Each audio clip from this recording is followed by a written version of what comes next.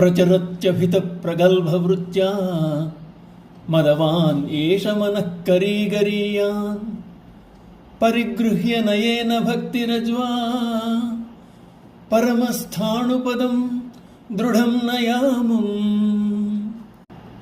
మనస్సును నియంత్రించడానికి చేయవలసిన ప్రయత్నాలన్నింటినీ చేసిన శంకరాచార్యుల వారు తన మనస్సు అనే మత్తగజాన్ని భక్తి అనేది రజ్జువుతో బంధించి శివుని పాదముల వద్దకు చేర్చడంలో కృతకృత్యులయ్యారు. ఇప్పుడు బాధ్యతను భగవంతుని మీద వేసి ఆ మనస్సును శేషరహితము గావించి పునరావృత్తి రహితమైన మోక్షం వైపుకు నడిపింపమని బ్రహ్మపదమును చేర్చమని శరణాగతి చేస్తున్నారు. సగుణోపాసనం చేయు ఆత్మ పర్యవసానంగా నిర్గుణభావం పొందుతుంది. కావున నా ఈ ఆత్మకు నిర్విశేషమైన బ్రహ్మపదమును కలిగింపమని శివానందలహరి ముగింపుకు వచ్చే సందర్భంలో ప్రార్థిస్తున్నారు. పూర్వం యమధర్మరాజు పాశంతో బంధించినప్పుడు మార్కండేయుడు శరణాగతి చేయగా భక్తాధీనుడైన శివుడు మార్కండేయుని పిలుపును విన్నాడు. కైలాసాన్ని వదిలి కదిలి వచ్చాడు. మహాదేవుడు శివలింగాన్ని చీల్చుకుని ప్రకటితమయ్యాడు. కాలుని దండించాడు. అలాగే పరమేశ్వరుడు తిన్నడు ప్రదర్శించిన భక్తికి ముగ్ధుడై కన్నులను ప్రసాదించి ముక్తి నొసగాడు. భక్తుల పట్ల తనకు గల అవ్యాజ ప్రేమను ఆ విధంగా ప్రకటించాడు భక్తవత్సలుడు.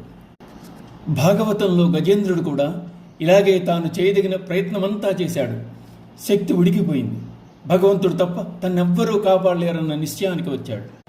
అన్యథా శరణం నాస్తి త్వమేవ శరణం మమ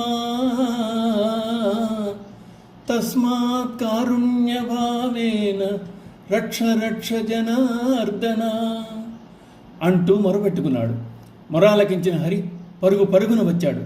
చక్రప్రహారంతో మసలను ధరించాడు. భారతంలో ద్రౌపది విషయంలో కూడా అదే జరిగింది. అసహాయురాలరా కావరా అంటూ ఆర్తనాదం చేసింది. దీనజన బాంధవుడైన శ్రీకృష్ణ పరమాత్మ నమ్మిన వారిని విడువడు. వెంటనే వచ్చాడు. ద్రౌపదికి అక్షయ వస్త్రాలను అనుగ్రహించాడు. భగవద్గీతలో పరమాత్మ అర్జునునితో సర్వధర్మాన్ పరిత్యజ్య మామేకం శరణం వ్రజ అహం త్వా సర్వపాపేభ్యో మోక్షయిష్యామి మా శుచః అన్నాడు. సమస్త కర్తవ్య కర్మలను నాకు సమర్పించి నన్నే శరణుజొచ్చుము, అన్ని పాపముల నుండి విముక్తి గావించదను అని అభయం ఇచ్చాడు. ప్రహ్లాదుడు కూడా శ్రీహరి మీద భారముంచిన వాడే. నారాయణ మంత్రంతో ఆయన పాదాలను ఆశ్రయించి బంధముల నుండి విముక్తుడయ్యాడు. ప్రస్తుత శ్లోకంలో శంకరులు కూడా బాధ్యతను పరమాత్మకు అప్పగించమంటున్నారు. పరమేశ్వర పాదాలకు శరణాగతి చేయమంటున్నారు. ఆ విధంగా చేసినప్పుడు సుస్థిరమైన బ్రహ్మపదము దక్కుతుందని సూచిస్తున్నారు. ఓం నమః శివాయ.